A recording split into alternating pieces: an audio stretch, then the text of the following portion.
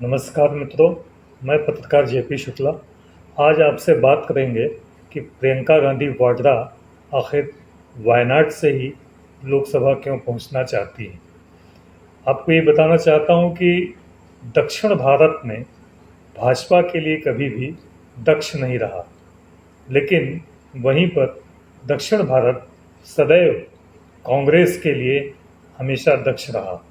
यही कारण है कि दक्षिण भारत में भारतीय जनता पार्टी हमेशा पस्त रहती है और कांग्रेस मस्त रहती है। इसका मैं थोड़ा सा आपको उदाहरण दूंगा। जब इंदिरा गांधी जी चुनाव लड़ी थी, सोनिया गांधी जी चुनाव लड़ी थी, तो दक्षिण भारत ने इनको कभी भी निराश नहीं किया। जैसा कि आपको मालूम है कि अभी हाल ही में लोकसभा के चुनाव संपन्न हुए हैं और कुछ सीटों पर लोकसभा के चुनाव पुनः होने वाले हैं, क्योंकि कहीं कहीं पर दो दो जगह से प्रत्याशियों ने अपने चुनाव लड़े थे और जनता ने मतदान किया था। उसमें से एक राहुल गांधी जी ऐसे हैं कि जो कि रायबरेली भी चुनाव जीते और वायनाड भी चुनाव जीते।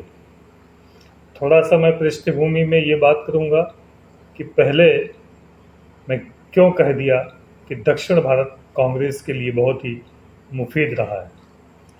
आपको याद दिलाना चाहते हैं कि इंदिरा गांधी चिकमंगलूर से चुनाव लड़ी थी। वहाँ पर एक नारा चला था, चिकमंगलूर चिकमंगलूर चिकमंगलूर, और अब आई शेरनी। तो इंदिरा गांधी को हालांकि अटल बिहारी वाजपेयी ने भी दुर्गा का रूप कहा था और चिकमंगलूर के लोगों ने उनको शेरनी कहा था। तो चिकमंगलूर के लोगों ने इंदिरा गांधी को उस समय पार्लियामेंट में भेजा जब वह रायबरेली का चुनाव हार गई थी। रायबरेली का चुनाव हारने के बाद चिकमंगलूर की सीट से इंदिरा गांधी फिर से पार्लियामेंट में पहुंची। और आपको ये भी मालूम होगा कि सोनिया गांधी एक दफ़ा वह भी दक्षिण भारत से चुनाव लड़ी थी और रायबरेली से भी चुनाव लड़ी थी। दक्षिण भारत में बेल्लारी, कर्नाटक राज्य की बेल्लारी सीट से चुनाव लड़ा था उन्होंने, और वहाँ पर उनके विरोध में सुषमा स्वराज भी चुनाव लड़ी थी। हालांकि सुषमा स्वराज ने ये ऐलान किया था कि अगर मैं वहाँ से चुनाव हार जाऊंगी तो सिर मुंडवा दूंगी। खैर वो दिवंगत हो गई, उन पर ज़्यादा चर्चा नहीं करेंगे। लेकिन सोनिया गांधी रायबरेली से भी चुनाव जीती और बेल्लारी से भी चुनाव जीती। अभी इसी लोकसभा के चुनाव में कई दफ़ा भारतीय जनता पार्टी के वरिष्ठ नेताओं ने, इवन खुद प्रधानमंत्री मोदी ने यह कहा और भाजपा के सारे नेताओं ने कहा कि राहुल गांधी वायनाड से चुनाव हार गए हैं, इसीलिए रायबरेली से चुनाव लड़ना चाहते हैं।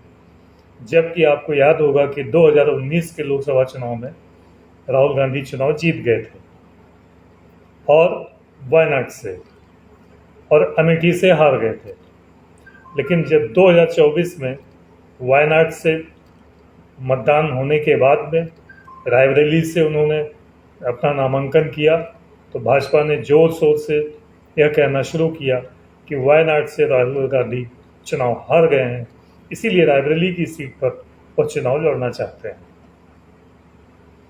इसको खूब चुनाव प्रचार के दरमियान फैलाया गया कि रायबरेली से भी राहुल गांधी चुनाव हार जाएंगे, लेकिन चुनाव परिणाम इसके विपरीत आए। राहुल गांधी वायनाड भी जीते और राहुल गांधी रायबरेली भी जीते, और पिछली दफ़ा के तुलना में वायनाड से भी अधिक मतों से जीते और रायबरेली में भी अपेक्षा से अधिक वोटों से जीत हासिल की। अब मैं बात करना चाहूँगा प्रियंका गांधी की। प्रियंका गांधी के परिप्रेक्ष्य में ही मैं ये बात शुरू किया हूँ। उसमें बहुत सी बातें आ रही हैं, उनको भी कहता जा रहा हूँ, वो भी आपको जानना और बताना ज़रूरी है। प्रियंका गांधी को बार बार ये कहा गया कि आप रायबरेली से चुनाव लड़िए, आप अमेठी से चुनाव लड़िए, लेकिन हर बार वह कहती रही नहीं, हम चुनाव नहीं लड़ेंगे, और वह चुनाव नहीं लड़ी। जबकि चुनाव के दरमियान में अमेठी के जिलाध्यक्ष अपना लाव लश्कर ले करके दिल्ली गए हुए थे। रायबरेली में भी एक बैठक हुई, वह लोग भी दिल्ली गए थे। और रायबरेली के लोगों की भी इच्छा थी कि प्रियंका गांधी रायबरेली से लड़े, और अमेठी के भी लोगों की इच्छा थी कि प्रियंका गांधी अमेठी से लड़े। प्रियंका ने रायबरेली के ऊपर तो कुछ नहीं बोला, हाँ अमेठी वासियों से ज़रूर कहा था कि जाइए आप चुनाव की तैयारी करिए, और अमेठी से ये तो उन्होंने सीधे तौर पे नहीं कहा कि हम लड़ेंगे कि नहीं लड़ेंगे, राहुल लड़ेंगे कि नहीं लड़ेंगे, लेकिन ये संकेत के रूप में उन्होंने कहा आप लोग जाइए चुनाव की तैयारी करिए, परिवार से ही कोई व्यक्ति लड़ेगा। वह परिवार का व्यक्ति, लोगों ने अंदाज़ा लगाया, लोगों में मीन्स कांग्रेस के कार्यकर्ताओं ने, कांग्रेस के पदाधिकारियों ने, कि राहुल या प्रियंका में से कोई चुनाव लड़ेगा। लेकिन कहीं न कहीं मन में ये बात दबी हुई थी सोनिया गांधी के परिवार में, राहुल के मन में भी, प्रियंका के मन में भी, कि किशोरी लाल शर्मा भी हमारे परिवार के सदस्य जैसे हैं, और किशोरी लाल शर्मा को चुनाव लड़ाना है, यह अंदर खाने में तय कर चुके थे। तभी उन्होंने परिवार का नाम का संज्ञा दिया, और जब अमेठी में उनका नामांकन हुआ किशोरी लाल शर्मा का, तो रायबरेली में भी और अमेठी में भी प्रियंका गांधी ने कहा वह भी हमारे परिवार की ही सदस्य हैं, किशोरी भैया परिवार से कोई अलग नहीं है। जबकि भारतीय जनता पार्टी के लोगों ने यह खूब फैलाने में अपनी पूरी ताकत लगाई कि नहीं वह अलग थलग हैं, वह परिवार से संबंधित नहीं है और चुनाव हार जाएंगे। जैसे कि 2019 में राहुल गांधी को जब स्मृति ईरानी हराया तो किशोरी लाल शर्मा तो कुछ भी नहीं है। अंततोगत्ता परिणाम ये आया कि किशोरी लाल शर्मा ने एक मजबूत लड़ाई लड़ी और स्मृति ईरानी को बहुत ही भारी मतों से हरा करके दिल्ली भेज दिया। प्रियंका गांधी चुनाव नहीं लड़ना चाहती थी, ना अमेठी से ना रायबरेली से। सोनिया गांधी फरमान जारी कर चुकी थी रायबरेली की जनता के लिए कि हमने आपको अपना बेटा सौंप दिया है, अब इसको आपको संभालना है। और राहुल गांधी ने इस स्टेटमेंट का ध्यान रखते हुए रायबरेली से इस्तीफा नहीं दिया, बाद में उन्होंने वायनाड से इस्तीफा दिया, और वायनाड में जाकर के यह भी ऐलान किया कि वायनाड के लोगों को और रायबरेली के लोगों को दो सांसद मिलेंगे, दोनों जगह दो सांसद मिलेंगे। वहाँ जा कर के उन्होंने ऐलान कर दिया है कि वायनाड से प्रियंका गांधी ही चुनाव लड़ेंगी।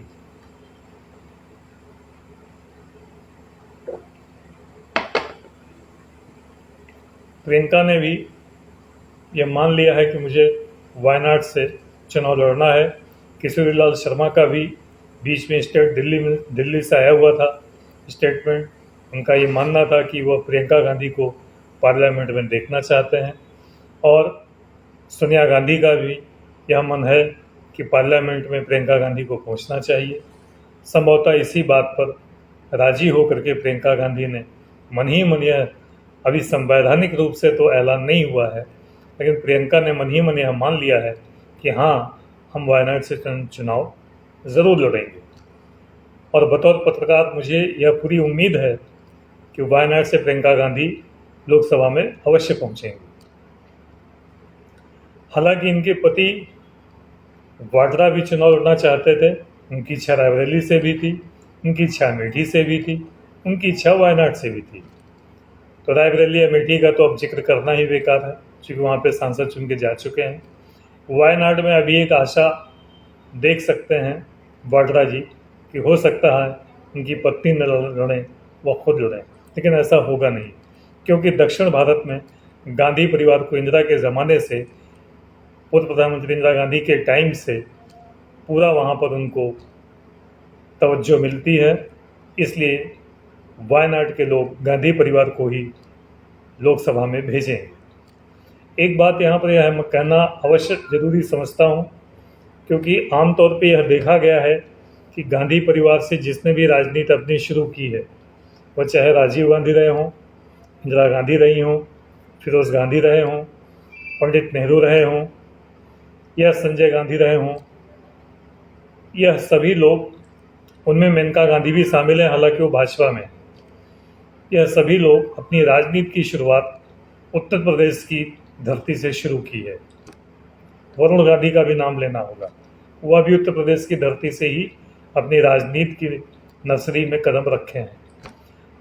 वरुण ने राजनीति का ककहरा अपनी माँ मेनका गांधी से सीखा है, मेनका ने राजनीति का ककहरा संजय गांधी से सीखा है, संजय गांधी ने राजनीति का ककहरा इंदिरा गांधी से सीखा है, तो पूरा का पूरा गांधी परिवार जो राजनीति में पहली दफ़ा प्रवेश करता है नेहरू को लेकर के, वह उत्तर प्रदेश की धरती से ही प्रवेश करते हैं।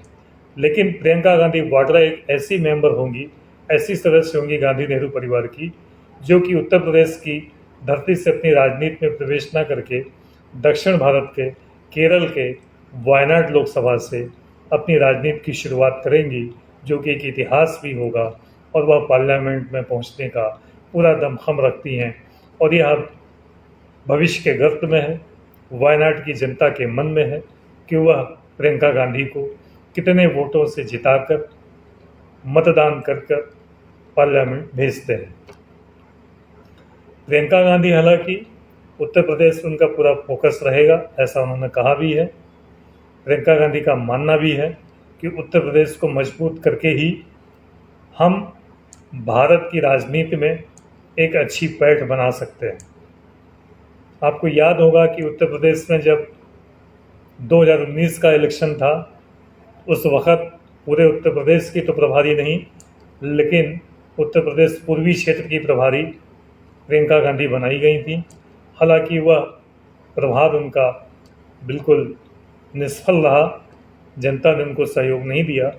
लेकिन व्यक्तिगत तौर पर प्रियंका गांधी को रायबरेली अमेठी की जनता समेत सभी पसंद करते हैं। प्रियंका गांधी की सक्रिय राजनीति में आने के लिए जनता उत्तर प्रदेश के हमेशा बेताब देखा गया है। यह हम स्वयं नहीं कह रहे हैं, यह उनकी रैलियों में देखा गया है, उनकी जनसभाओं में देखा गया है, या उनकी पदयात्रा में देखा गया है, या उनके भाषण में देखा गया है, या उनकी शालीनता में भी देखा गया है। और कभी भी उग्र होकर के भाषण नहीं देती हैं, हमेशा विनम्र और शालीन होकर के। यह मैं उनकी तारीफ़ नहीं कर रहा हूँ, आप बिल्कुल तारीफ़ ना समझिएगा, यह मैं उनका स्वभाव बता रहा हूँ कि प्रियंका गांधी का स्वभाव कैसा है। और इसी स्वभाव के बलबूते आप देखिएगा कि वायनाड से अभी वो लोकसभा पहुँचेंगी। मुझे सिर्फ यह बताना था कि राजनीति में जो प्रवेश कर रही प्रियंका गांधी, वो पहली ऐसी नेहरू गांधी परिवार की सदस्य होंगी जो कि दक्षिण भारत से प्रवेश करेंगी, न कि उत्तर भारत से। हालांकि प्रियंका का यह संकल्प है कि सबसे पहले वो उत्तर भारत को, और उत्तर भारत में सबसे पहले उत्तर प्रदेश को मजबूत करेंगी, और इसी के सहारे 2029 का लोकसभा का पूरा परचम लहराने की उनकी मंशा है। नमस्कार।